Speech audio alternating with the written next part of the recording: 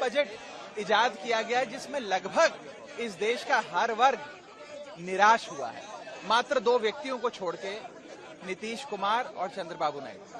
मैं पूछना चाहता हूं कि वो राज्य जिन्होंने अभूतपूर्व समर्थन भाजपा को दिया, अपने राज्यों की लगभग सारी सीटें दे दी, जैसे कि दिल्ली है, गुजरात है, उड़ीसा है, हिमाचल प्रदेश है, झारखंड, छत्तीसगढ़ है, मध्य प्रदेश है, इन राज्यों को क्या मिला इस बजट में? इन राज्यों को कुछ नहीं मिला। और जिन राज्यों ने भाजपा को इतना समर्थन नहीं दिया, या जिन राज्यों के समर्थन से सरकार मुश्किल से चल पा रही है, जैसे कि बिहार और आंध्रा, उनको सब कुछ लुटा दिया गया।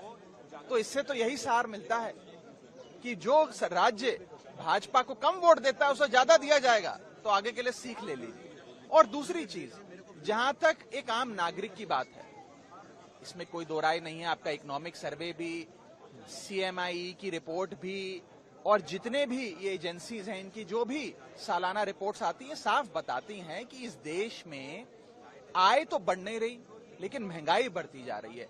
अगर आय महंगाई के अनुसार नहीं बढ़ेगी तो इस देश का हर नागरिक एक महीने से गरीब होता जा रहा है। और उसके ऊपर निवेश करने वाली जो एक बहुत बड़ी तादाद थी इस देश में, उसको लाचारी के कगार पे लाकर सरकार ने खड़ा कर दिया, जिसमें सबसे बड़ा, मैं कहूंगा, बॉडी ब्लो इस देश के इन्वेस्टर्स को दिया गया है, वो है इंडेक्सेशन की।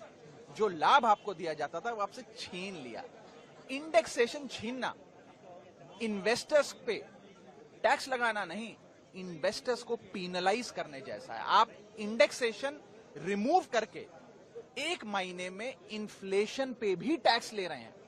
यानी कि आज तक आप खाने की कोई वस्तु खरीदें, कोई सुविधा खरीदें या इनकम कमाएं, उस पर तो टैक्स देते थे। अब आप महंगाई, जो इन्फ्लेशन बढ़ रही है, उस पर भी टैक्स दे रहे हैं, क्योंकि आपसे इंडेक्सेशन की जो एक लाभ आपको दिया गया था वो आपसे सरकार ने छीन लिया है। तो कुल मिलाकर इस बजट ने लगभग हर तबके को नाराज किया है। सर, दिल्ली के हिस्से में क्या है? दिल्ली के हिस्से में खास तौर पे, दिल्ली वो राज्य जो शेयर इन सेंट्रल टैक्सेस में लाखों करोड़ों रुपए केंद्र सरकार के खजाने में जमा कराता है, दिल्ली वाले जमा कराते हैं, उनका शेयर इन सेंट्रल टैक्सेस जो उन्हें मिलना चाहिए, उसके लिए कुछ भी नहीं मिला। वो 20 साल से जितनी राशि मिलती थी, करीब 350-400 करोड़ मिलती है, बस उतनी ही मिलती है। एक फूटी कौड़ी का भी इजाफा उसमें नहीं किया गया।